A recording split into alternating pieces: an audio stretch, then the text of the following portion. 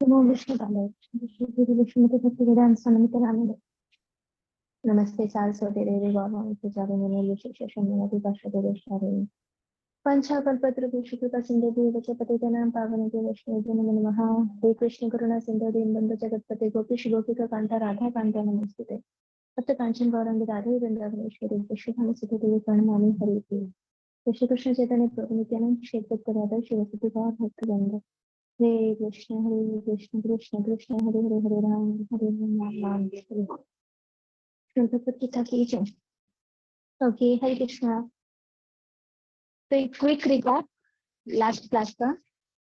Total अभी तक 3 session हो चुके हैं। लास्ट सेशन में हमने देखा था कि हमारे जो जीव है, हमें किस चीज की जिज्ञासा करनी चाहिए, परम तत्व को जानने की, और हमारे दुखों का मूल कारण क्या है वो जानने के लिए। उसके बाद हम लोगों ने देखा था कि ज्ञान क्यों प्राप्त करना चाहिए और कौन से ज्ञान से हम ये जिज्ञासा कर सकते हैं। फिर ज्ञान प्राप्त करने की अलग अलग पद्धति कौन कौन सी है, तो उसमें से कौन सी पद्धति सबसे अच्छी है। उसके बाद फिर देखा था कि गुरु की आवश्यकता क्या है। फिर 1 मिनट में फिर से लीव करके ज्वाइन करती हूँ।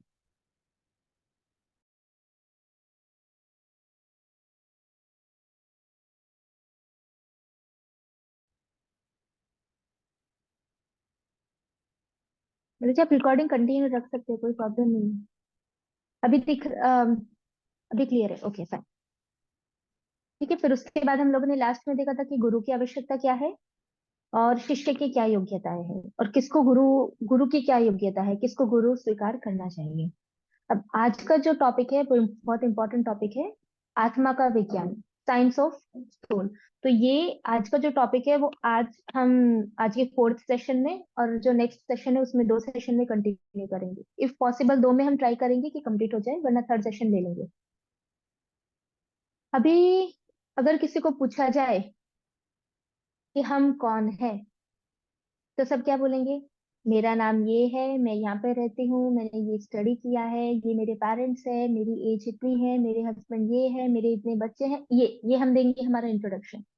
ये किसका इंट्रोडक्शन है? ये सब शरीर का इंट्रोडक्शन है, क्योंकि ये लाइफ में आप जो हो उसके रिगार्डिंग आप इंट्रोडक्शन दे रहे हो। लेकिन जो आध्यात्मिक ज्ञान होता है, क्योंकि हम भगवत गीता क्यों पढ़ रहे हैं? भगवत गीता पढ़ने का मतलब सिर्फ भौतिक ज्ञान लेना नहीं है। भौतिक ज्ञान तो कॉलेज में स्कूल में ऑलरेडी टेक्स्ट बुक में अवेलेबल है। भगवत गीता पढ़ने का मतलब है कि हम लोग स्पिरिचुअल नॉलेज ले रहे हैं। तो स्पिरिचुअल नॉलेज स्टार्टिंग में ही भगवान भगवत गीता के 2nd चैप्टर में आत्मा के बारे में पूरा डिस्कशन अर्जुन को बता देते हैं। तो इसीलिए जो आध्यात्मिक ज्ञान है उसकी शुरुआत कहाँ से होती है? ये जानने से कि हम शरीर नहीं आत्मा है।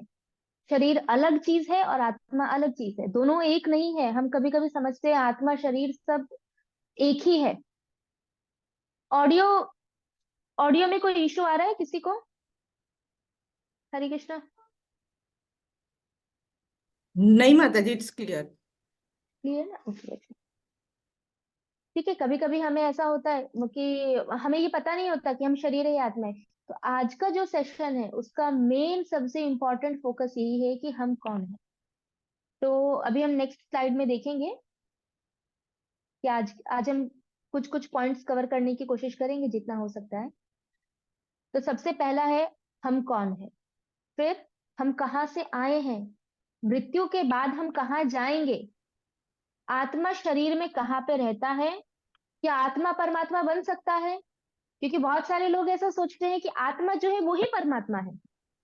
वो लोग डिफरेंशिएट भी नहीं करते। और बहुत सारे लोग तो मानते ही नहीं है कि आत्मा परमात्मा भी कुछ होता है। उन लोगों के हिसाब से तो जो शरीर है बस शरीर ही सब कुछ है, यही एक जीवन है, जीवन में जितना भोग करना है करो, दैट्स इट। मरने के बाद किसने देखा कहाँ जाएंगे, ये कंसेप्ट होता है।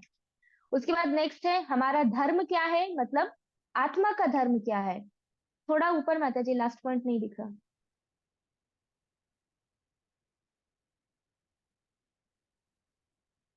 हाँ, फिर है हम दुखी क्यों है, नहीं मुक्ति के बाद आत्मा का क्या होता है। ये है नेक्स्ट पॉइंट, कि अभी मुक्ति हो गई, सपोज बोलते हैं मोक्ष मिल जाएगा, मोक्ष मिल जाएगा, मोक्ष मिलेगा, लेकिन वो मोक्ष के बाद फिर आत्मा का क्या होता है। तो ये सारे टॉपिक्स है, इसमें से हम कोशिश करेंगे कि जितना आज कवर हो सके उतना, बाकी का फिर नेक्स्ट सेशन में लेंगे। अभी इंपॉर्टेंट है, जैसे नेक्स्ट स्लाइड में हम लोग देखेंगे कि आध्यात्मिक जीवन की शुरुआत कहाँ से होती है, ये जानने से कि मैं कौन हूँ। नेक्स्ट।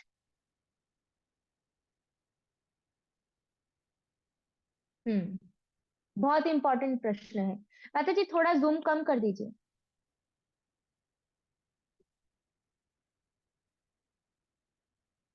ठीक है, क्वेश्चन क्या है? मैं कौन हूँ।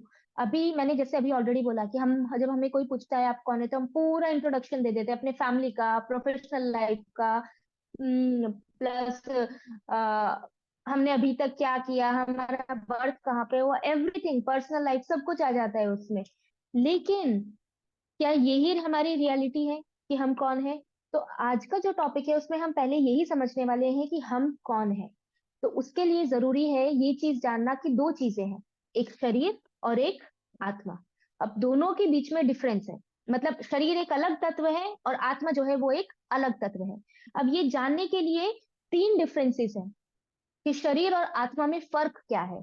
जैसे सबसे पहला डिफरेंस है कि शरीर जो है वो जड़ है। जड़ मतलब उसमें चेतना नहीं है।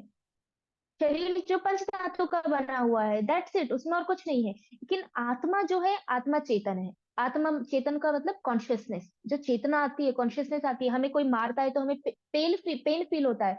वो पेन फील क्यों हो रहा है? क्योंकि हमारे शरीर में चेतना है। अभी मैं ये टेबल को कुछ भी मारूंगी तो उसको फील नहीं होगा। हम या पत्थर के ऊपर कुछ मारेंगे उसको फील नहीं होगा। क्यों? क्योंकि वो जड़ है, उसमें कॉन्शियसनेस नहीं है। लेकिन कोई किसी किसी पशु को मार रहा है, किसी व्यक्ति को मार रहा है, तो उसको पीड़ा होती है। क्यों? क्योंकि वो चेतन है। वो चेतन क्यों? क्योंकि उसके शरीर में आत्मा है। तो आत्मा का स्वभाव है चेतन होना। तो शरीर जो है, ये बाहर का जो शरीर है वो जड़ है, लेकिन आत्मा क्या है? चेतन। दूसरा डिफरेंस है कि शरीर बदलता है, आत्मा स्थिर रहता है। एग्जाम्पल, जैसे अभी कोई मुझे पूछे कि आप जब 5 साल के थे तो कैसे थे, तो मुझे थोड़ी बहुत चीजें याद होगी कि हाँ, जब मैं 5 साल की थी तब मैं इतनी छोटी थी, मैं यहाँ पे थी, ये एरिया में थी, मुझे थोड़ा थोड़ा याद होगा। अच्छा, मैं ऐसी दिखती थी, मैंने ये किया था। अब 5 साल पहले, 5 साल की उम्र में मेरा जो शरीर था और अभी की एज में मेरी जो बॉडी है, दोनों डिफरेंट है। मतलब शरीर क्या है, बदल रहा है, बॉडी चेंज हो रही है, लेकिन फिर भी मैं क्या बोल रही हूँ, वो मैं थी, मैं ऐसी थी, मैंने ये किया था। तो वो मैं क्या है? दैट इज आत्मा। तो आत्मा तब भी वही थी, अभी भी वही है। तो आत्मा स्थिर है, लेकिन शरीर क्या हो रहा है? काल के प्रभाव से शरीर बदल रहा है। वैसे ही मृत्यु के बाद भी बदलता है, वो हम आगे देखेंगे। उसके बाद तीसरा है कि शरीर नाशवान है और आत्मा शाश्वत है। इसकी पुष्टि भगवान भगवत गीता के दूसरे अध्याय में करते हैं, बहुत बार करते हैं। अर्जुन को जब समझाते हैं, क्योंकि अर्जुन अपने परिवार वालों को मारना नहीं चाहता, तो भगवान समझाते हैं कि इनका तो शरीर नाशवान है, तुम नहीं मारोगे तो भी इनका शरीर खत्म होने ही वाला है अर्जुन। ये वैसे भी मरने ही वाले हैं। और तुम अभी मारोगे या वो खुद मरेंगे, तब आत्मा को तुम भी नहीं मार सकते, आत्मा वैसे भी नहीं मरने वाली है, तो तुम्हें चिंता किस बात की है? तो वहां पे भगवान पुष्टि करते हैं कि शरीर जो है वो नाशवान है। हम सबको पता है एक टाइम के बाद शरीर की मृत्यु होने ही वाली है। मृत्यु पे क्या खत्म होता है? शरीर खत्म होता है, लेकिन आत्मा खत्म नहीं होती, क्योंकि भगवान भगवत गीता में बोलते हैं कि आत्मा शाश्वत है, सनातन है, आत्मा का विनाश नहीं होता। तो ये तीन मेन डिफरेंस है जो शरीर और आत्मा के को अलग अलग बनाते हैं।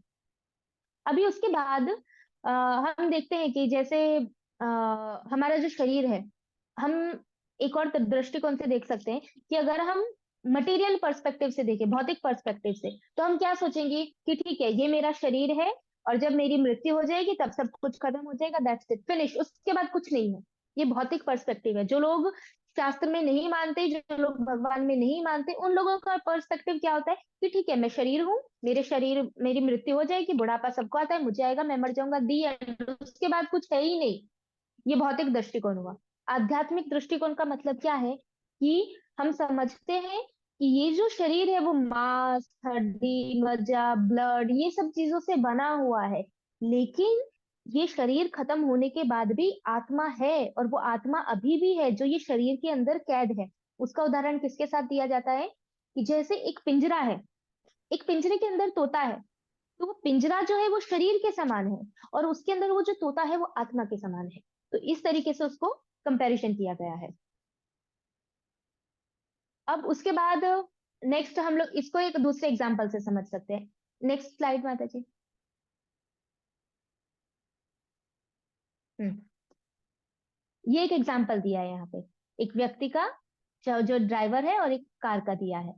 अब अगर कोई पूछे, अगर कोई बच्चा बोले, जैसे छोटा बच्चा है, उसको कुछ पता नहीं है, वो देखता है कि एक गाड़ी चल रही है, तो वो क्या सोचेगा कि गाड़ी अपने आप चल रही है। उसको कोई खिलौना देंगे तो भी वो ऑटोमेटिक रोबोटिक वाली जो गाड़ी होती है वो देखेगा कि अपने आप चल रहा है। लेकिन जब वही बच्चा बड़ा हो जाता है तो उसको समझ आ जाता है कि नहीं, गाड़ी अपने आप नहीं चल सकती। गाड़ी चलाने के लिए या तो कोई मैकेनिज्म चाहिए जिससे हम उसे कंट्रोल कर सके, या तो फिर रियल गाड़ी चलाने के ड्राइवर चाहिए, कोई व्यक्ति उसको चलाने वाला चाहिए। वरना अपने आप गाड़ी नहीं चल सकती, 1 इंच भी नहीं चल सकती। कोई ना कोई कंट्रोलर चाहिए या ड्राइवर चाहिए जो उसको चलाए। उसी प्रकार से शास्त्र से पता चलता है कि हमारा जो शरीर है वो गाड़ी की तरह है, और वो गाड़ी को चलाने वाला कौन है? वो चलाने वाला है ड्राइवर। तो वो ड्राइवर है हमारी आत्मा, और ये शरीर क्या है? गाड़ी। तो अगर ड्राइवर गाड़ी के बाहर निकल जाता है तो क्या गाड़ी चलेगी? नहीं चलेगी। वैसे ही अगर शरीर में से आत्मा बाहर निकल जाती है, जिसको मृत्यु बोलते हैं, तो क्या शरीर रहेगा? नहीं रहेगा। आप कितनी भी कोशिश कर लो, कितना भी इलाज करवाओ, करोड़ों रुपए खर्च करो, आप बड़े से बड़े डॉक्टर के पास चले जाओ, तो भी कुछ नहीं हो सकता। क्यों? क्योंकि ड्राइवर चला गया। ड्राइवर गया तो फिर वो गाड़ी चलेगी कैसे? पॉसिबल ही नहीं है। तो ये बहुत साधारण एग्जाम्पल है जिससे हम समझ सकते हैं कि शरीर और आत्मा में क्या भेद है। उसके बाद अब नेक्स्ट है, हम लोग अभी आगे देखेंगे, अलग अलग दृष्टिकोण से अब हम लोग समझेंगे कि आत्मा जो है और शरीर जो, वो दोनों अलग अलग है। हाँ, नेक्स्ट माता जी। हम्म। तो इसके वैज्ञानिक प्रमाण क्या क्या है उसमें? ये 5 तरह के हम लोग आज टॉपिक कवर करेंगे, जिसमें सबसे पहला है सामान्य समझ, मतलब कॉमन सेंस। कॉमन सेंस से हम लोग समझेंगे कि किस तरीके से शरीर और आत्मा अलग अलग है। उसके बाद सहज सहज समझ। उसके बाद चेतना के आधार पे, द कॉन्शियसनेस के आधार पे। उसके बाद बहुत इंपॉर्टेंट जो साइंटिफिक है, कि मृत्यु के नजदीक का अनुभव या तो शरीर के बाहर का अनुभव, जिसको एक्चुअली में बोला जाता है NDE and OBE, near death experience and out of body experience. ये साइंटिफिक लैंग्वेज है, मेडिकल लैंग्वेज में एनडीई और ओबीई बोलते हैं। तो वो हम लोग देखेंगे। नेक्स्ट है पुनर्जन्म का विज्ञान। तो ये 5 बेसिस पे हम लोग समझेंगे कि आत्मा होती है ऐसा, क्योंकि ये समझना जरूरी है। अगर हम भक्ति कर रहे हैं, हम भजन कर रहे हैं, आध्यात्मिक ज्ञान लेना है, और हम यही नहीं समझ रहे कि आत्मा क्या है, तो फिर फिनिश। क्योंकि आध्यात्मिक ज्ञान का मतलब क्या है? ये शरीर छोड़ने के बाद भी हमें भक्ति, हमारी प्रगति होगी। अब शरीर, अब यही नहीं मान रहे हैं कि आत्मा है, तो शरीर तो खत्म हो जाएगा, फिर क्या जरूरत है भक्ति करने की?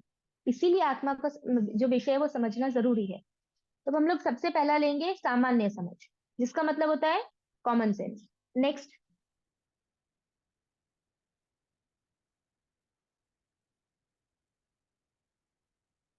माता जी, नेक्स्ट स्लाइड। हम्म। देखो अभी यहाँ पे दिया, यहाँ पे ये पीपीटी में क्या बताया है, ये पेज पे, कि यहाँ पे साइंटिस्ट है एक तरफ और दूसरी तरफ एक स्केलेटन है। ठीक है, वो हड्डियों का ढांचा है। साइंटिस्ट ने बताया है कि अगर हम सारे जो भी मनुष्य के शरीर के जो भी तत्व है, लाइक कैल्शियम, आयरन, फास्फोरस, जो भी वाटर कंटेंट है या जो भी कुछ है, वो सबका अगर हम उसकी टोटल कॉस्ट फाइंड करें तो वो 110 रुपए होती है। ठीक है, मतलब हमारे शरीर की कीमत क्या है? 110 रुपए। ठीक है। अब एक जनरल क्वेश्चन, सामान्य समझ का मतलब कॉमन सेंस से हम पता लगा सकते हैं कि आत्मा है या नहीं है। तो देखो, अभी अगर कोई व्यक्ति है, उसके शरीर की कीमत 110 रुपए है सभी की। अब उसका एक्सीडेंट हो जाता है, एक्सीडेंट होके उसके फैमिली वाले उसको हॉस्पिटल में लेके जाते हैं। डॉक्टर बोलता है कि इसके इलाज के लिए 25 लाख रुपए या 50 लाख रुपए खर्च होगी। तो हम क्या करते हैं? हाँ, आप ले लो 25 लाख, 50 लाख, जितने भी, बट आप इसको बचा लो। ठीक है, इसका मतलब क्या हुआ? हम पागल हैं कि हम 110 रुपए की चीज को बचाने के लिए हम 25 लाख रुपए दे रहे हैं? तो नहीं ना, ऐसा नहीं है। तो हम किसको क्यों ऐसा कर रहे हैं, 25 लाख दे रहे हैं? क्योंकि वो शरीर के अंदर आत्मा है, हमें पता है कि वो आत्मा चली गई तो ये 110 रुपए का तो यहीं पे रह जाएगा। हम ट्राई कर रहे हैं कि ये शरीर बना रहे ताकि इसके अंदर जो सोल है वो टिकी रहे। इसीलिए हम 25 लाख रुपए ये शरीर के नहीं दे रहे हैं, हम वो आत्मा को टिकाने के लिए दे रहे हैं। तो ये एक कॉमन सेंस है, जनरल सामान्य समझ से हम समझ सकते हैं कि शरीर में आत्मा है।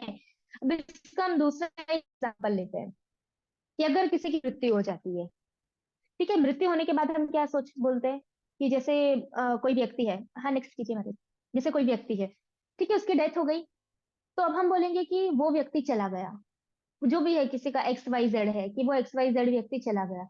बट गया कहाँ, वो सामने ही तो है, उसकी डेड बॉडी तो हमारे सामने है, तो फिर वो कहाँ चला गया? तो हम किसके चलने की बात कर रहे हैं? क्योंकि वो व्यक्ति का एक भी बॉडी का पार्ट खराब नहीं हुआ है, वो व्यक्ति अभी 1 मिनट पहले यहाँ था, अभी 1 मिनट बाद हम बोल रहे हैं कि ये व्यक्ति अभी था, अभी नहीं है, अब वो चला गया, लेकिन वो तो यहीं पे है। तो क्या है जो चला गया? दैट इज सोल, वो आत्मा है। तो ये दूसरा एग्जाम्पल है कॉमन सेंस का, जिससे हम समझ सकते हैं कि आत्मा होती है, आत्मा का अस्तित्व है। तो ये दूसरा एग्जाम्पल है। उसके बाद अभी ये स्लाइड में हम देखेंगे कि यहाँ पे लिखा हुआ है कॉमन सेंस कि मृत्यु के बाद हम कहाँ जाएंगे। ठीक है, ये माता जी वही पीछे वाली स्लाइड पीछे, ठीक है, यहीं पे ऊपर एक और चीज लिखी है कि मृत्यु के बाद हम कहाँ जाएंगे। तो अब इसको समझने के लिए एक चीज है कि हम देखते हैं कि जनरली जब किसी की डेथ हो जाती है, तो हम फोटो लगाते हैं घर पे, फिर नीचे लिखते हैं स्वर्गवास या स्वर्गवासी, और फिर उसकी डेट, मतलब हम क्या बोल रहे हैं, उनका गमन कहाँ हुआ, स्वर्ग में हुआ। बट शास्त्रों में ऐसा लिखा है, और स्पेशली जब हम भागवतम का 5वां स्कंद पढ़ेंगे, तो उसमें बहुत डीप वर्णन आता है। 5वें स्कंद में, 3रे स्कंद में कपिल मुनि भी बताते हैं इस चीज को, कि अपने माता को, देहूति माता को, कि अलग अलग प्रकार के नर्क है, कौन सा व्यक्ति कहाँ जाता है, वहाँ नरकों का भी वर्णन आता है, किसकी गति कैसी होती है वो भी वहां पे आता है, 5वें स्कंद में भी आता है। तो वहां पे जब हम लोग वो पढ़ेंगे, तब हमें पता चलेगा कि हम लिखते हैं हर किसी को स्वर्गवास, लेकिन उसके क्रियाकलापों के अनुसार वो स्वर्ग में गया भी है या नहीं गया है। तो तब एक चीज होगी, या तो हम सही लिखेंगे, या तो फिर हम लिखना बंद कर देंगे, एटलीस्ट गलत तो नहीं लिखेंगे। तो इसीलिए शास्त्र पढ़ने जरूरी है। अब क्या है कि ये सब हम आगे देखेंगे, आगे जो इससे नेक्स्ट कोर्स होगा बेसिक के बाद में। तो जनरली क्या है कि 3 प्रकार के जगह होती है, लोग 3 प्रकार की जगह जाते हैं। नर्क, जो पाप कर्म करेंगे वो नर्क में जाएंगे, जो पुण्य कर्म करेंगे वो स्वर्ग में जाएंगे। नर्क में जो जाएगा वो नर्क में भोगेगा, भोगने के बाद वो फिर वापस आएगा पृथ्वी पे, उसने जो भी कर्म किए थे उसके अनुसार फिर उसको कर्मों का फल भोगेगा, और फिर यहाँ पे उसको दूसरा शरीर मिलेगा, वो भी कर्मों के अनुसार और उसकी इच्छा के अनुसार मिलेगा। उसके बाद जो स्वर्ग में जाएंगे वो भी पुण्य भोग के फिर वापस पृथ्वी पे आएंगे। तीसरा है भक्त, जो लोग भक्ति करते हैं, जो कृष्ण की भक्ति कर रहे हैं, शास्त्र पढ़ रहे हैं, उन लोगों को, वो लोग क्या करेंगे कि वो लोग कहाँ पे जाएंगे, भगवान के धाम वैकुंठ जाएंगे। जो वैकुंठ जाएगा वो कभी वापस भौतिक जगत में नहीं आएगा। इसकी पुष्टि भगवान भगवत गीता में करते हैं। इसीलिए जो लोग हैं जिनकी मृत्यु होती है वो 3 जगह ही जाते हैं, या तो स्वर्ग जाएंगे, या नर्क जाएंगे, या भगवान के धाम जाएंगे। स्वर्ग भी अलग अलग तरह के हैं, नर्क भी अलग अलग तरह के हैं, और भगवान के धाम भी अलग अलग तरह के हैं। भगवान के धाम में वैकुंठ आता है, अयोध्या आता है, द्वारका आता है, मथुरा आता है, टॉप मोस्ट आता है गोलोक वृंदावन, जहाँ पे कृष्ण है। तो इस तरीके से मनुष्य के कर्मों के अनुसार अलग अलग गति है, वो अलग अलग जगह प्राप्त होंगे। Next, next slide.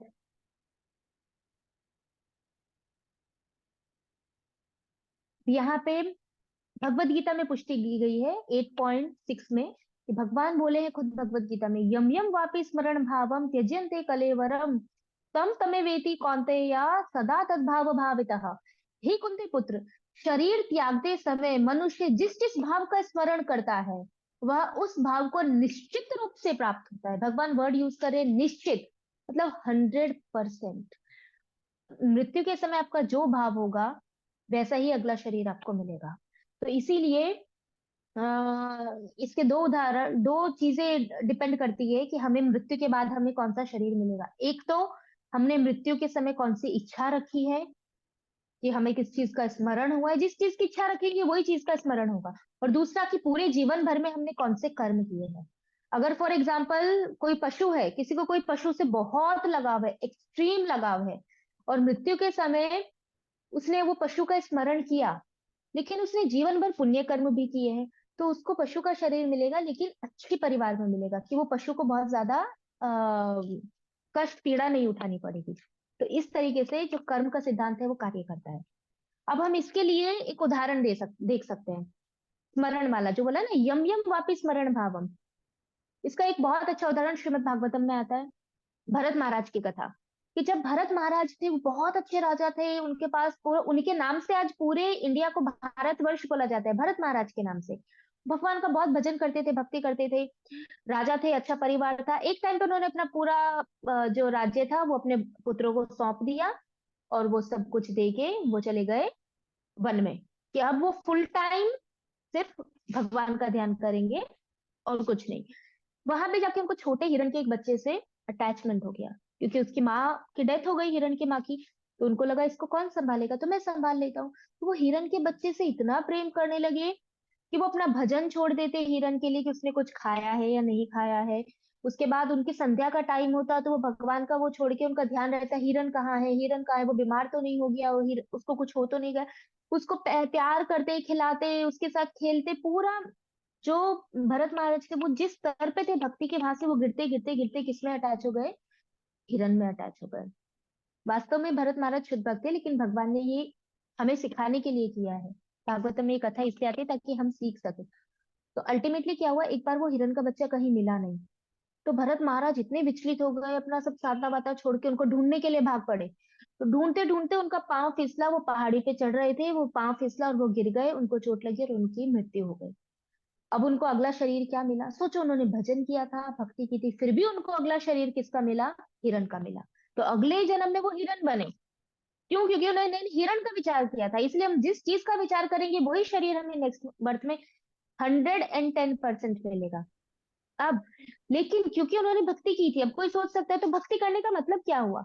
भक्ति करने का मतलब ये हुआ कि उन्होंने पूरे जीवन भर भजन किया था, इसीलिए उनको हिरण के शरीर में भी याद था कि मैं पिछले जन्म में राजा था, मैंने भगवान का भजन किया और एक हिरण से अटैच होने के कारण मेरा पतन हुआ, मैं इतनी ऊपर की अवस्था से मैं नीचे गिर गया और आज मैं पशु योनि में आ गया।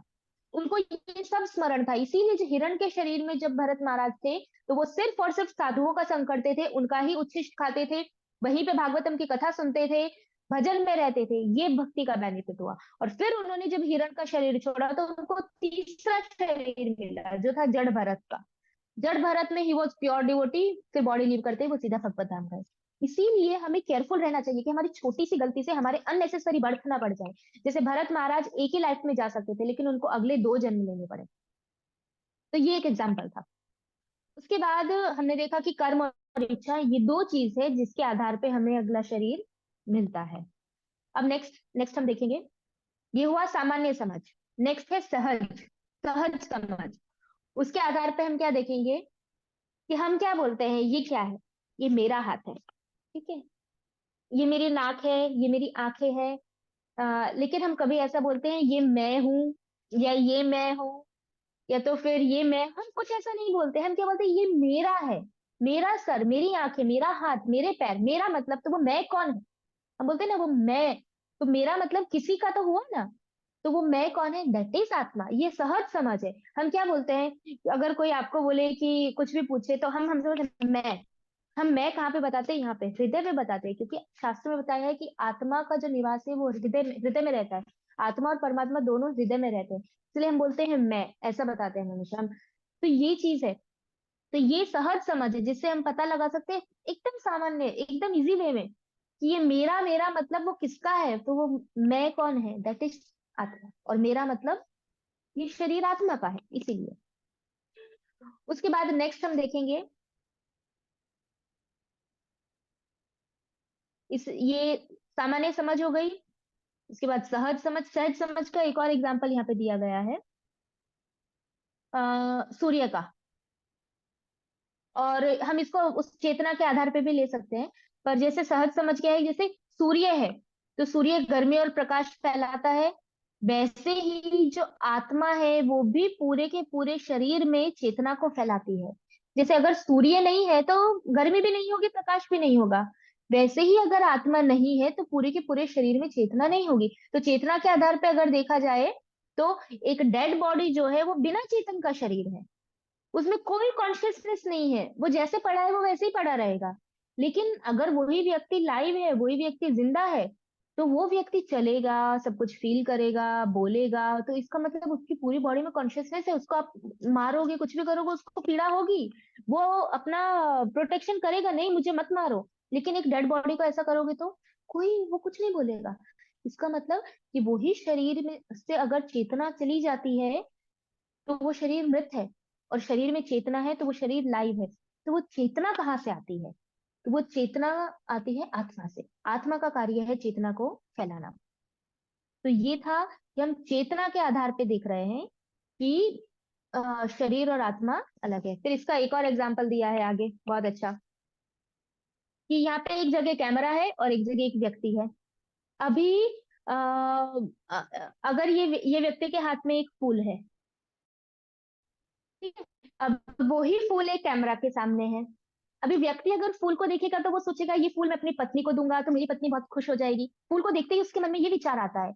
लेकिन कैमरे को, अगर कैमरा फूल के सामने है, कैमरा ज्यादा से ज्यादा उसको कैप्चर कर सकता है। कैमरा नहीं सोचेगा कि ये फूल मैं इसको दूंगा तो वो क्या अनुभव होगा। वो अनुभव नहीं कर सकता, वो फील नहीं कर सकता, ना ही वो सोच सकता है। तो ये डिफरेंस है कि एक लाइव व्यक्ति जिसके शरीर में चेतना है वो ये सारी चीजें कर सकता है, एक जड़ पदार्थ, जड़ जड़ चीज नहीं कर सकती। इसलिए चेतना का अर्थ क्या है, उसमें तीन चीजें बताई है: विचार करना, इच्छा करना, या फिर उसमें उसमें भाव उत्पन्न होना, फील करना। ये किसका अर्थ है? चेतना का।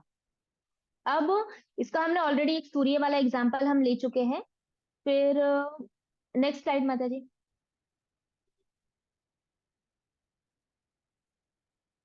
हम्म अब है कि चेतना आत्मा से आती है और आत्मा का रूप है। ये दो पॉइंट, क्योंकि हम चेतना के बारे में देख रहे हैं ना अभी।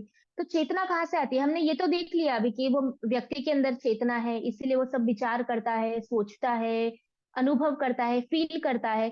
चेतना के आधार पर डेड बॉडी ये सब नहीं करती, क्योंकि डेड बॉडी में चेतना नहीं है, कॉन्शियसनेस नहीं है। कैमरा नहीं सोचता क्योंकि कैमरा में कॉन्शियसनेस नहीं है। तो अब वो चेतना कहाँ से आती है, तो वो यहाँ पे बताया कि चेतना आत्मा से आती है। उसके लिए दो एग्जाम्पल दिए हैं। सबसे पहला एग्जाम्पल दिया है सूर्य का। जैसे सूर्य प्रकाश है और गर्मी है वो सूर्य से निकलती है, उसी प्रकार जो चेतना है वो आत्मा से निकलती है। जो सूर्य का प्रकाश है उसका स्रोत, उसका सोर्स क्या है? सूर्य। वैसे ही बल्ब है तो बल्ब में से लाइट आती है, लेकिन वो लाइट का सोर्स क्या है? बल्ब है। वैसे ही चेतना का सोर्स क्या है? आत्मा। अब लाइट जो निकल रही है, जो सूर्य में से प्रकाश आ रहा है वो सूर्य में से आ रहा है, सूर्य का आकार है, सूर्य की शेप है। वैसे ही बल्ब में से बल्ब का प्रकाश निकल रहा है और बल्ब की शेप है। उसी प्रकार चेतना आत्मा से आती है और आत्मा का रूप है। ऐसा नहीं है कि आत्मा का रूप नहीं होता है। जो भी आत्मा, जो भी शरीर होती है, आत्मा वही रूप धारण करती है। इसलिए आत्मा निराकार नहीं है, आत्मा का रूप होता है। ये स्लाइड में ये समझाया गया है। फिर नेक्स्ट स्लाइड में एक और एग्जांपल दिया है कि एक तरफ कैमरा है और एक तरफ बहुत सारे व्यक्ति बैठे हुए हैं, ठीक है, जजेस है। अब अगर इसको हम एक एग्जांपल से लेते हैं कि सपोज सामने कोई एक बच्चा है जो नृत्य कर रहा है, जो डांस कर रहा है। अभी वो बच्चा डांस कर रहा है, उसको जज भी देख रहे हैं, कैमरा भी देख रहा है। जज ने भी उसको देखा और रिकॉर्ड किया, कैमरा ने भी उसको देखा और रिकॉर्ड किया। लेकिन अब अगर क्वेश्चन पूछा जाए कि सबसे अच्छा डांस किसका था और किसमें किसके एक्सप्रेशन ज्यादा अच्छे थे, तो वो क्या कैमरा बता पाएगा? नहीं बता पाएगा, क्योंकि जड़ है, वो फील ही नहीं कर सकता। लेकिन अगर जज को बोला जाए तो जज बता सकते हैं कि किसने सबसे अच्छा डांस किया है, कौन से डांस में कितनी कमी है। ये सारी चीजें क्यों, कौन बता सकता है? मनुष्य। क्योंकि व्यक्ति में चेतना है, कॉन्शियसनेस है, वो विचार कर सकता है, सोच सकता है, अनुभव कर सकता है, एक्सपीरियंस कर सकता है, फील कर सकता है। जड़ वस्तु ये सब नहीं कर सकती। तो ये दूसरा चेतना से ये प्रूव करता है कि आत्मा है। उसके बाद नेक्स्ट है सामान्य समझ हो गई, सहज समझ हो गई, चेतना का, चेतना के बेसिस पे हो गया। अभी चौथा था मृत्यु के नजदीक का अनुभव, मतलब NDE, नियर डेथ एक्सपीरियंस। या तो फिर इसके बाद में आगे भी आएगा OBE, मतलब आउट ऑफ बॉडी एक्सपीरियंस। तो NDE का मतलब क्या है कि हम देखते हैं जब किसी मनुष्य की मृत्यु होने वाली होती है, उसके आधार पे ये पता लगाना कि आत्मा है। इसका सबसे बड़ा उदाहरण दिया है श्रीमद् भागवतम में। श्रीमद् भागवतम में कथा आती है अजामिल की कथा। तो उस टाइम पे जब अजामिल की कथा, जब अजामिल कौन था मैं शॉर्ट में बता देती हूँ, हम आगे वाले कोर्स में लेंगे डिटेल में। कि अजामिल एक ब्राह्मण था, हमेशा से अच्छे कार्य करता था, लेकिन एक बार वो अपनी पूजा के लिए सामग्री लेने के लिए गया, तो जंगल में उसने देखा एक वेश्या थी। वो वेश्या और वो किसी व्यक्ति को ऐसे हक कर रही थी। तो वो देख के उसमें कामी इच्छा जागृत हुई और उसने सोचा मैं ये वेश्या से विवाह करूंगा। उसने उससे विवाह कर लिया, पत्नी बच्चे सबको घर से बाहर निकाल दिया, माँ बाप को छोड़ दिया, सब कुछ किया। अब क्योंकि उसने अधर्म का कार्य किया था, अब अधर्म, पहले ब्राह्मण था, अच्छे से कमा रहा था, भिक्षा मिल रही थी, सिंपल लिविंग थी, लेकिन अभी वैश्या आ गई तो उसकी उसकी इच्छाओं को पूर्ति करने के लिए उसको ये चाहिए वो चाहिए। उसके पास इतना धन नहीं था तो वो चोरी करने लगा, मर्डर करने लगा, ये सारी चीजें करने लगा धीरे धीरे। तो ये सब करते करते फिर उसकी बहुत सारी संतानें हुई, फिर वो काफी अराउंड 80 प्लस में पहुंच गया। तब उसको आखिरी पुत्र हुआ जिसका नाम उसने रखा नारायण। वो भी उस इसीलिए रखा क्योंकि उसने जीवन भर भजन किया था, तो भगवान की कृपा से उस पुत्र के समय उसके घर पे कुछ साधु आए और उन्होंने बोला तुम्हारे पुत्र का नाम रख दो नारायण। तो ऐसे करके, अब सबसे छोटा पुत्र था तो वो बहुत अटैच था अपने बेटे से, बहुत ज्यादा। तो उसने क्या किया, अब उम्र हो गई, एक बार वो बीमार हुआ, ऐसे मरने की एज आ गई, तो पुत्र उसका बाहर खेल रहा था। तो उसने देखा कि क्योंकि उसने इतने पाप कर्म किए थे, तो सामने यमदूत आए। यमदूत को यमराज भेजते हैं। जब यमदूत लेने आते हैं तो जो व्यक्ति है वो नरक में जाता है, और जब देवदूत आते हैं तो व्यक्ति स्वर्ग में जाता है, और जब विष्णुदूत आते हैं तो जो जीव है वो उसकी आत्मा को लेके भगवत धाम जाते हैं, और वहां उनको आध्यात्मिक शरीर प्राप्त होता है। तो अजामिल के सामने आए यमदूत। तो यमदूत उसकी आत्मा को खींच रहे थे अजामिल के। तो अजामिल डर गया यमदूत, क्योंकि यमदूत को शास्त्रों में वर्णन है, स्पेशली गरुड़ पुराण में, यमदूत इतने खराब दिखते हैं, इतने खराब कि आपको उनको देख के आपका हृदय, इसलिए मृत्यु के समय बहुत बार लोगों को टॉयलेट हो जाता है, वो बोल नहीं पाते, आंख से पानी आने लगता है, ये इसीलिए क्योंकि वो साक्षात यमदूतों को देखते हैं। तो यमदूत को देखा तो अजामिल डर गया। तो उसने डर के कारण उसने सोचा कौन मुझे बचाएगा, तो उसने अपने पुत्र को, क्योंकि अपने पुत्र से आसक्त था ना, इसीलिए उसको पुत्र याद आया, तो उसने जोर से वो चिल्लाया नारायण नारायण, ऐसा चिल्लाया। अब जैसे उसने नारायण का नाम लिया, तुरंत इंस्टेंट वहां पे कौन आ गए, विष्णुदूत आ गए, क्योंकि उसने भगवान का नाम लिया। अब फिर वहां पे बहस होती है, हम आगे देखेंगे बाद में कि विष्णुदूत और यमदूतों के बीच में बहुत सारी बहस होती है कि नहीं, इसने एक बार भी नारायण नाम ले दिया इसलिए वो नरक नहीं जा सकता। और फिर अजामिल यमदूत बोलते हैं कि नहीं, उसने इतने सारे पाप कर्म किए, वो नरक तो जाएगा। तो ऐसे करके बहुत बहस होती है। फिर यमराज के पास यमदूत जाते हैं, फिर यमराज बताते हैं नहीं, उसने भगवान का नाम लिया है, वो नरक नहीं जाएगा। तो ऐसे करके ये लाइव एक्सपीरियंस है कि फिर अजामिल की आत्मा को वापस डाल दिया जाता है उसके शरीर में, और फिर उसको लाइफ दी जाती है कि ठीक है, अभी वो बची हुई लाइफ में आके अच्छे से भजन करे और फिर वो भगवत धाम जाए। तो ये एक एग्जाम्पल था जो भागवतम में अजामिल की कथा से हमें प्राप्त होता है। इसीलिए पहले के टाइम पे ऐसे नाम रखे जाते थे ना, भगवान के नाम रखे जाते थे, नारायण, लक्ष्मी, कृष्ण, वसुदेव। आजकल सुची, मुची, कीना, टीना, मीना ऐसे नाम रखते हैं। वो नाम से आपको कोई भगवान याद ही नहीं आएंगे। भगवान के नाम रखने का मतलब ही ये होता था कि आप मृत्यु के समय किसी का भी स्मरण करो, अपने संतान का भी स्मरण करो, या कोई आपको भी बुलाए तो ये इन किन प्रकार आपके कान में भगवान का नाम जाए। लेकिन अभी के नाम ही ऐसे नहीं होते कि भगवान का नाम जाए, इसलिए हम ऐसे छोटे छोटे नाम रखते हैं। उसके बाद नेक्स्ट क्वेश्चन है कि अभी ठीक है, अभी आत्मा हो गई, अभी आत्मा रहती कहाँ है। तो शास्त्रों में बताया है कि आत्मा रहती है हृदय में। आत्मा और परमात्मा दोनों हृदय में रहते हैं। तो अब क्वेश्चन हो सकता है, तो जब हार्ट का ऑपरेशन होता है तो आत्मा कहाँ जाती है। बताया है कि और होता है, इसका मतलब ये नहीं है कि वो व्यक्ति मर गया है। तो जैसे एक गाड़ी है, गाड़ी में एक ड्राइवर बैठा है, अगर गाड़ी खराब हो जाती है तो ड्राइवर गाड़ी के बाहर निकलता है, गाड़ी ठीक करके फिर बैठ जाता है। सेम चीज होती है सोल के साथ, आत्मा के साथ। और ये चीज साइंटिस्ट ने प्रूव की है एनडी और ओबी के द्वारा। ओबी मतलब आउट ऑफ बॉडी एक्सपीरियंस। बहुत सारे बहुत सारे ऐसे एग्जाम्पल्स है, और डॉक्यूमेंट्रीज है, आप यूट्यूब पे आराम से देख सकते हो, सिर्फ एनडी और ओबी डालना, जिसमें एटलीस्ट 11 to 14% ऑपरेशन के जो लोग, जिन लोगों का ऑपरेशन होता है उन लोगों को ओबी का एक्सपीरियंस होता है। ओबी का मतलब out of body experience, they could see, वो देख सकते हैं कि उनके बॉडी में क्या क्या हो रहा है, कहाँ ऑपरेशन हो रहा है, क्या चीज काटी गई है, कैसे किया है, दे कुड सी। तो ये प्रूफ है कि अब वो व्यक्ति तो he is like dead person, वो मृत व्यक्ति के समान है ना, क्योंकि वो तो अनकॉन्शियस है, उसको कुछ पता ही नहीं है उसकी बॉडी में क्या हो रहा है। तो फिर उसको कैसे पता चलता है कि उसको कहाँ से क्या किया गया, ये सारी चीज। ये सब पता चलता है बिकॉज ऑपरेशन के टाइम पे उसकी सोल बाहर आ जाती है उतनी टाइम पीरियड के लिए, और उसको सब पता है। ये सारी चीजें किसको पता है ना, और तो आत्मा को ये सारी चीजें याद रहती है, उसने ये किया मेरे साथ, ये हुआ, ये, और वो चीज रिवील करते हैं। सिर्फ इंडिया की बात नहीं कर रही हूँ, ये बाहर की बात है। कितने सारे फॉरेन के ऐसे डॉक्टर्स हैं, यहाँ पे मैंने नाम भी लिखा है कि माइकल स्वॉम, वहां पे उन्होंने उन्होंने भी ये चीज प्रूफ किया है डॉक्यूमेंट्रीज के साथ, लोगों के एग्जाम्पल के साथ, कि हाँ उन डॉक्टर पेशेंट्स ने बताया है आपने ये किया है एंड दैट इज ट्रू। तो ये सारी चीजें पहले से मैंने शास्त्रों में दी है कि आत्मा शरीर से बाहर निकलता है। तो ये दूसरा प्रूफ है कि आत्मा होती है। अगर आत्मा नहीं होती तो ऑपरेशन के टाइम पे कुछ ऐसा होना ही नहीं चाहिए। एनडी और ओबी जैसे जो मेडिकल टर्म्स है वो एग्जिस्ट ही नहीं करनी चाहिए। तो ये था नेक्स्ट पॉइंट। उसके बाद अब हम देखेंगे कि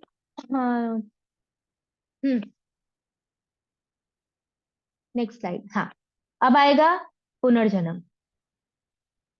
इसका मैं ओबी का एक और एग्जांपल देना चाहूंगी कि शास्त्रों में वर्णन आता है, स्पेशली 11th कैंटो में भागवतम का जो 11वां स्कंद है, उसमें भगवान कृष्ण उद्धव जी को बताते हैं अलग अलग स्वप्न, अलग अलग जो अवस्था होती है स्वप्न की उसके बारे में। जैसे निद्रा, स्वप्न और जागृत, ये 3 अवस्था होती है। उसमें से वो स्वप्न अवस्था के बारे में, मतलब सपना देखना, सपने देखने के बारे में बताते हैं। तो हम एग्जाम्पल लेते हैं कि जैसे हम सो रहे हैं, ठीक है, हम रात को अच्छे से आराम से सो गए, अभी सपने में शेर दिखा कि हमारे पीछे शेर भाग रहा है, फिर हम अचानक से सुबह उठते हैं, हाँ ठीक है वास्तव में शेर नहीं है, आई एम सेफ। तो अभी जब हम उस टाइम सो रहे होते हैं, ठीक है, हमारे घर में क्या हो रहा होता है वो हमें कभी कभी नहीं पता होता क्योंकि हम सो रहे हैं। लेकिन सोती हुई अवस्था में भी हमें ऐसे कैसे याद है कि हमने सपना देखा था और वो सपने में मेरे पीछे शेर था, और अभी मैं उठ गया हूँ और अभी मैं सेफ हूँ। तो कोई तो है ना जिसने वो चीज देखी है, दैट इज सोल, वो आत्मा है। तो शास्त्र में बताते हैं कि जब स्वप्न आता है, हम सपने देखते हैं, तो उस टाइम पे हमारा सूक्ष्म शरीर, मन, बुद्धि, अहंकार प्लस सोल बॉडी के बाहर निकल जाते हैं थोड़े टाइम के लिए, बट वो कनेक्टेड रहते हैं। इसीलिए जब हम सुबह उठते हैं तो वापस हमें सब कुछ याद रहता है कि हमने क्या सपना देखा, ये सारी चीजें हमें याद रहती है, वो इसीलिए याद रहती है। तो ये दूसरा एग्जाम्पल है जिससे हम समझ सकते हैं कि आउट ऑफ बॉडी एक्सपीरियंस जो है वो होता है और वो प्रूफ करता है कि आत्मा है। उसके बाद है पुनर्जन्म, नेक्स्ट वाला पॉइंट। बहुत अच्छा पॉइंट है पुनर्जन्म का विज्ञान। अब पुनर्जन्म का मतलब क्या है कि नेक्स्ट बर्थ, नेक्स्ट बर्थ। बहुत सारे जनरली जो भी लोग धार्मिक है वो अरे लोग ये सब मानते ही है कि पुनर्जन्म होता है। फिर भी फॉरेन में बहुत सारे ऐसे लोग हैं जो नहीं मानते कि पुनर्जन्म होता है, रीइंकारनेशन। पुनर्जन्म का मतलब क्या होता है? रीइंकारनेशन थियरी, कि हम ये शरीर छोड़ने के बाद ये शरीर में हमारी जो जो मेमोरीज बनी हुई है, वो मेमोरीज के साथ हमें अगले जन्म में दूसरा शरीर मिलता है और हमें ये लाइफ पूरी याद रहती है। ये चीज के भी बहुत सारे, इंडिया में भी रिसेंट एक केस हुआ था कुछ साल पहले, उसकी भी पूरी डॉक्यूमेंट्री है। वो तो जज, कोर्ट तक वो केस गया था, फिर जज ने भी बोल दिया यस दिस इज फैक्ट, है पुनर्जन्म है। उन्होंने एक्सेप्ट किया। इवन फॉरेन में ये चीज एक्सेप्ट की गई है कि पुनर्जन्म होता है। जैसे यहाँ पे जो साइंटिस्ट है उन्होंने 3000 केसेस के ऊपर रिसर्च किया है पुनर्जन्म के उसमें, तो उन्होंने प्रूव किया है कि ये पुनर्जन्म होता है। अब उसके बाद इसका कुछ एक और चीज है, हम इसको जनरल तरीके से भी देख सकते हैं कि हम अपनी डे टू डे लाइफ में भी हम कैसा बोलते हैं ना कि बुरा मत करो। अब हम किसी के साथ बुरा नहीं करते, हम किसी को मारते नहीं है, कोई जा रहा है तो हम क्या बोलते हैं, नहीं नहीं हमें किसी के साथ बुरा नहीं करना। क्यों नहीं करना? हमें क्वेश्चन होना चाहिए कि क्यों नहीं करना। अगर पुनर्जन्म नहीं होता, हमारे कर्म, ये जन्म के कर्म अगले जन्म में नहीं जाते, तो फिर हम बुरा क्यों नहीं करते? क्यों हम चोरी नहीं करते?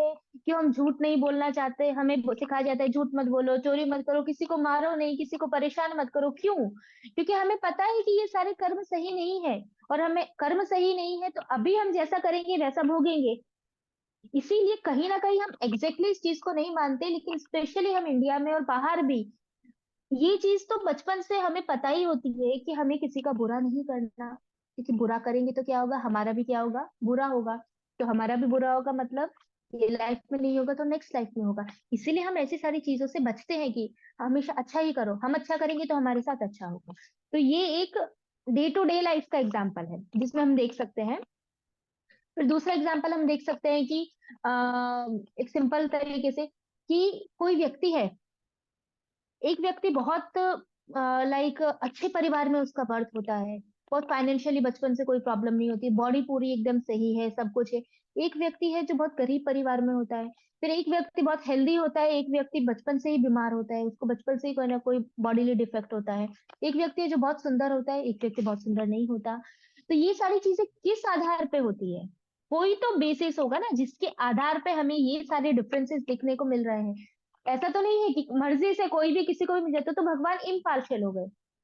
फिर तो भगवान, सॉरी, भगवान पार्शियल हो गए कि किसी को अच्छा दे रहे हैं और किसी को बुरा दे रहे हैं। नहीं, इसका आधार है कर्म, पिछले जन्मों के कर्म, और वो जन्मों के कारण हमें नेक्स्ट बर्थ में अलग अलग तरह के शरीर, अलग अलग तरह के परिवार, ये सारी चीजें मिलती है। तो ये एक जनरल एग्जाम्पल है जिससे हम समझ सकते हैं। इसमें भी हम देखते हैं शास्त्र में तीन कथा। एक तो यही जड़ भरत। जड़ भरत मतलब अभी हमने देखा, भरत महाराज पहले हिरन बने, फिर जड़ भरत बने। तो जड़ भरत को याद था कि मैं पिछले जन्म में हिरन था और उससे पिछले जन्म में मैं भरत महाराज था। तो ये एक एग्जाम्पल है। दूसरा एग्जाम्पल आता है चित्रकेतु महाराज। चित्रकेतु महाराज के जो पुत्र थे, उनका जन्म हुआ और वो जन्म होते ही वो मर गए। फिर वो मरते ही वो वापस आते हैं अपने माता पिता के सामने और उनको बताते हैं कि मैं आत्मा हूँ, शरीर तो थोड़े टाइम के लिए था, शरीर तो नष्ट हो ही जाएगा। तो वो पूरा आत्मा का ज्ञान उनको देते हैं। तीसरा एग्जाम्पल महाभारत में आता है कि धृतराष्ट्र महाराज को उनके पिछले 50 जन्म याद थे कि वो क्या थे। इसीलिए पुनर्जन्म होता है। और पुनर्जन्म होने का मतलब क्या है? याद होना मतलब मैं ये था, मैं वो था, मैं वो था, मतलब शरीर बदल रहे हैं लेकिन कुछ चीज है जो सेम है, दैट इज आत्मा। कि मेरी आत्मा पिछले जन्म में ये थी, मैंने पिछले जन्म में ये। अगर आत्मा भी बदलती रहती तो फिर तो कोई लिंक ही नहीं था। मैं पिछले जन्म में ये था तो मैं कैसे हो सकता हूँ? आत्मा सेम है, इसीलिए हमें पिछले जन्म का याद रहता है। तो इसीलिए आत्मा बदलती नहीं है, वो सिर्फ शरीर बदलती है, शरीर चेंज होता रहता है बट आत्मा सेम रहती है। ये दूसरा, तीसरा मतलब तीन एग्जाम्पल शास्त्र में से दिए हुए हैं। एक बुक भी है हमारे स्कूल में मिलती है, पुनर्जन्म का विज्ञान, वो आप पढ़ सकते हैं। उसमें बहुत अच्छे से पुनर्जन्म के बारे में सब कुछ समझाया हुआ है। अब हाँ, अब एग्जाम्पल लेते हैं, एक बहुत अच्छा एग्जाम्पल है, एक लैपटॉप का एग्जाम्पल। अभी हमारे तीन शरीर होते हैं। एक स्थूल शरीर, जो ये बाहर वाला जो शरीर दिख रहा है वो, जो पंच धातु से बना हुआ है, मतलब पृथ्वी, जल, अग्नि, वायु, आकाश। उसके बाद दूसरा शरीर होता है सूक्ष्म शरीर, मतलब सटल बॉडी, इसको बोलते हैं स्थूल। स्थूल मतलब हम इसको टच कर सकते हैं, स्पर्श कर सकते हैं, ग्रॉस बॉडी इंग्लिश में बोलते हैं ग्रॉस। दूसरा होता है सूक्ष्म। सूक्ष्म मतलब हम उसको देख नहीं सकते, तो that is subtle, subtle body. तीसरा होता है आध्यात्मिक शरीर, दैट इज आत्मा। तो ये तीन शरीर साथ में रहते हैं, स्थूल शरीर, उसके अंदर सूक्ष्म शरीर, एंड दैट उसके अंदर फिर आत्मा। तो इसको एक सिंपल एग्जांपल से समझ सकते हैं कि जैसे एक लैपटॉप है, लैपटॉप का बाहर का जो भी बॉडी है दैट इज हार्डवेयर, तो वो हो गया स्थूल शरीर। लैपटॉप के अंदर है सॉफ्टवेयर, तो वो है सूक्ष्म शरीर। सॉफ्टवेयर भी अलग अलग तरह के हैं, जैसे फॉर एग्जांपल हम ले लेते हैं, एक पावर पॉइंट प्रेजेंटेशन है, उसके बाद माइक्रोसॉफ्ट एक्सेल है, फिर माइक्रोसॉफ्ट वर्ड है, तीनों अलग अलग है। उसी तरीके से बाहर का जो शरीर है वो हार्डवेयर है, अंदर का सूक्ष्म शरीर जो है वो सॉफ्टवेयर है। सॉफ्टवेयर भी अलग अलग तरह के हैं, तो तीन तरह के सॉफ्टवेयर है, मन, बुद्धि, अहंकार। वो तीन, हम मन को क्या देख सकते हैं? नहीं देख सकते। बुद्धि को देख सकते हैं? नहीं देख सकते। अहंकार को देख सकते हैं? नहीं देख सकते। तो ये तीन हमारे अलग अलग सॉफ्टवेयर है। और फिर आता है आध्यात्मिक शरीर, मतलब आत्मा। आत्मा के कारण ही सूक्ष्म और स्थूल शरीर कार्य करता है। तो लैपटॉप के लिए आत्मा क्या हुई? इलेक्ट्रिसिटी। आप करंट नहीं डालोगे या बैटरी नहीं लगाओगे, कुछ भी इसको चार्ज नहीं मिलेगा, तो क्या लैपटॉप चलेगा? नहीं चलेगा। सेम वैसे ही शरीर में अगर आत्मा नहीं है तो सूक्ष्म शरीर और स्थूल शरीर काम नहीं करेगा। तो ये एक एनालॉजी है जो शास्त्र में नहीं दी है बट हम समझने के लिए ले सकते हैं। उसके बाद एक टॉपिक ले लेते हैं, क्या टाइम हुआ है? अभी तो है टाइम, ठीक है। ये यहाँ पे दिया है ये स्लाइड में कि स्थूल शरीर, सूक्ष्म और आध्यात्मिक। स्थूल मतलब पृथ्वी, जल, अग्नि, वायु, आकाश, और सूक्ष्म मतलब मन, बुद्धि, अहंकार। आध्यात्मिक शरीर मतलब आत्मा। आत्मा का स्वभाव कैसा होता है? नेचर सत, चित, आनंद। सत का मतलब शाश्वत, परमानेंट। चित का मतलब ज्ञानमय, नॉलेज देने की कैपेसिटी होती है। और आनंद मतलब आनंदमय, आत्मा हमेशा आनंदमय होता है, आत्मा कभी दुखी नहीं होती। दुखी हमारा मन होता है। हम जो दुख का अनुभव करते हैं कि मैं आज बहुत दुखी हूँ, आज मैं बहुत खुश हूँ, आज मुझे ऐसा लग रहा है, आज मेरा मन ऐसा कर रहा है, आज मुझे रसगुल्ले खाने का मन है, आज मुझे करेला खाने का मन है, वो मन करता है। क्योंकि इच्छाएं कहाँ होती है? मन में होती है। तो वो इच्छाएं मन प्रदर्शित करता है, इसलिए हमें सुख और दुख का अनुभव होता है। आत्मा को इन सब से कोई लेना देना नहीं है। आत्मा सदैव ऑलवेज ब्लिसफुल है, ऑलवेज आनंद में है, क्योंकि आत्मा भगवान का अंश है। इसीलिए भगवान आनंदमय है, इसीलिए आत्मा भी आनंदमय है। तो अब इसके लिए एक एग्जांपल लेते हैं कि जैसे सूक्ष्म शरीर है, क्योंकि पृथ्वी जल अग्नि वायु आकाश तो समझाने की जरूरत नहीं है, वो तो हमें पता ही है कि पांच जो है वो पांच तत्व, पंच तत्व है। सूक्ष्म शरीर में मन बुद्धि अहंकार है, ये तीन तत्व आते हैं। मन का कार्य क्या है? पहले हम मन लेंगे। मन के तीन काम है: सोचना, अनुभव करना और इच्छा करना। थिंकिंग, फीलिंग एंड विलिंग, तीन चीजें आती है। Thinking, feeling and willing. सोचना, अनुभव करना मतलब एक्सपीरियंस करना, और विलिंग मतलब इच्छा करना। जैसे एक एग्जांपल लेते हैं, हम बाहर गए, हमने कहीं शॉप पे गए, वहां पे रसगुल्ला देखा। तो रसगुल्ला देख के हमने सोचा कि हाँ, मैंने रसगुल्ला खाया हुआ है, रसगुल्ला बहुत अच्छा लगता है मुझे। तो तुरंत हमने सोचा, उसके बाद हमने अनुभव किया हुआ है पहले, और फिर इसी कारण से अब हम उस इच्छा कर रहे हैं कि अभी मुझे और खाना है। तो हम क्या करेंगे? तुरंत रसगुल्ला खरीद लेंगे। उसके तो ये किसका है? मन का कार्य। बुद्धि, बुद्धि का कार्य क्या होता है? निर्णय लेना, डिसीजन लेना काम है बुद्धि का। मन तो हजारों इच्छा करेगा। अब अगर रसगुल्ले खाने की इच्छा कर रही है, मन ने पूरा ठान लिया मुझे रसगुल्ला खाना है, लेकिन फिर हम वॉलेट देखते हैं, मेरे पास 50 रुपए ही है, और ये 50 रुपए तो मुझे अभी रास्ते में जाने के लिए चाहिए, 50 रुपए के मैंने रसगुल्ले खरीद लिए, तो मैं ट्रैवलिंग कैसे करूंगी? तो बुद्धि बोलेगी नहीं, अभी रसगुल्ला नहीं खरीदना है, अभी ट्रैवलिंग इंपॉर्टेंट है, तो अभी मत खरीदो। तो बुद्धि से हम डिसीजन लेते हैं कि क्या सही है क्या गलत है। तीसरा आता है अहंकार। अहंकार क्या करता है? हमारी पहचान। जैसे हम रात को सो जाते हैं, फिर सो के सुबह उठते हैं, तो भी कोई पूछेगा तुम्हारा नाम क्या है, तो हम बोलेंगे हाँ मेरा नाम सर्वमंगला है। तो अहंकार क्या करता है? हमारी पहचान करवाता है। तो ये तीन काम है मन, बुद्धि, अहंकार के। उसके बाद हाँ,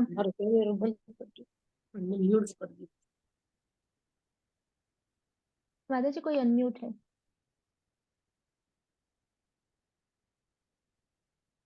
ठीक है, उसके बाद अब नेक्स्ट आता है कि बुद्धि। बुद्धि के बेसिस पे हम एक और एग्जांपल लेंगे कि शास्त्रों में बताई है कि चार प्रकार की बुद्धि होती है: फर्स्ट क्लास बुद्धि, सेकंड क्लास बुद्धि, थर्ड क्लास बुद्धि और फोर्थ क्लास बुद्धि। अब चार प्रकार की बुद्धि कैसे बताइए? कि हम एक एग्जांपल लेते हैं कि एक ही क्लास है, वो ही क्लास में एक ही टीचर सभी स्टूडेंट्स को पढ़ा रहे हैं। तो एक स्टूडेंट 90% स्कोर कर रहा है, एक स्टूडेंट 60% ला रहा है, एक 40% ला रहा है, और एक स्टूडेंट फेल हो रहा है। टीचर सेम है, फिर भी सभी की बुद्धि का स्तर अलग अलग है। ये मटेरियल वर्ल्ड में ऐसा होता है, क्योंकि हम बुद्धि के स्तर से बच्चों को नहीं डिवाइड करते हैं। हम एक ही चीज पढ़ा रहे हैं, तो जिसकी बुद्धि ज्यादा है उसको भी वही पढ़ा रहे हैं, जो बच्चा इतना नहीं है इंटेलिजेंट उसको भी वही चीज पढ़ा रहे हैं। इसकी वजह से क्या होता है कि एक बच्चा बेचारा फेल हो जाता है। तो ये चार स्तर होते हैं बुद्धि के। अब शास्त्रों में क्या बताया है कि चार, इसको हम किस तरीके से समझ सकते हैं? तो पहला, जो फर्स्ट क्लास बुद्धि किसकी होती है शास्त्र में बताया है, जो व्यक्ति केवल एक बार सुनने से समझ जाता है, उसको बोला और वो समझ गया। उसका मतलब जैसे कोई व्यक्ति है, अगर वो चोर है तो उसको समझा दिया कि देखो तुम चोरी करोगे तो तुमको दंड मिलेगा, इसलिए तुम चोरी मत करो, तो वो व्यक्ति चोरी छोड़ देगा। तो वो उसकी बुद्धि कैसी हुई? फर्स्ट क्लास बुद्धि, वो सुनने से समझ गया। दूसरे प्रकार की बुद्धि होती है सेकंड क्लास बुद्धि। वो व्यक्ति क्या करता है? आपने उसको बोला देखो तुम चोरी मत करो वरना तुम्हें दंड मिलेगा, तो वो सुनने से नहीं समझा। लेकिन अगर उसने देखा कि हाँ देखो वो XYZ व्यक्ति ने चोरी की थी और अभी उसको दंड मिल रहा है, देखो उसको राजा सबके सामने मार रहा है, तो मुझे भी मार पड़ेगी अगर मैंने चोरी की तो उसने क्या किया? सुना और देखा, और फिर उसके बाद वो समझ गया ठीक है मैं चोरी नहीं करूँ।